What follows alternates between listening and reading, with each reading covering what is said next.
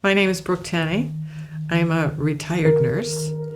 In the late 70s, early 80s, I started working as a community health nurse in Portland, which meant I went to visit people in their homes.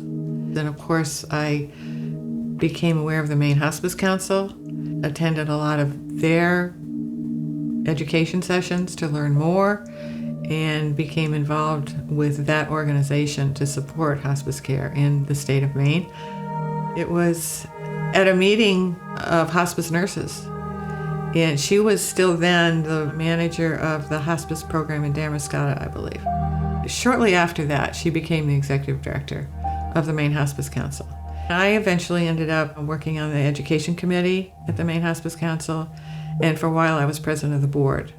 I've seen it a little bit from all angles and seen the work that Candy has done and how it has grown, and her commitment to hospice, not only in Maine, but wherever it is. Candy, I know, does a lot of research before she takes on a project. So her projects are data-based, and she has the facts behind her. There was a Robert Wood Johnson grant for multiple hundred thousands of dollars that the Maine Hospice Council was the home for.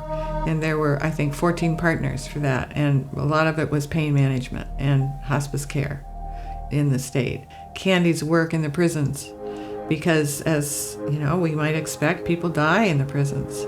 And what's the best support for them, and how can other prisoners be volunteers for them?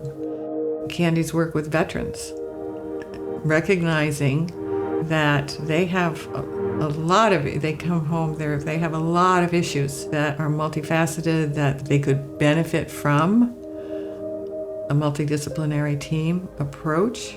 She also has listening sessions, and in this day of Zoom, they can happen all over the state. And I think that's a great support for providers. Women's health is an issue because there's discrimination there, or the LGBT community. There's all, it doesn't have to be illness instigated. Hospice was cancer care years ago. It's not that anymore. It's where people are and what they need for that time in their lives. I'm the instigator in my house for supporting the Maine Hospice Council. I know the good work that Candy does, and I know it will survive beyond Candy because she will make sure it does. And I know that we all will need hospice care. And so it should be the best it can be.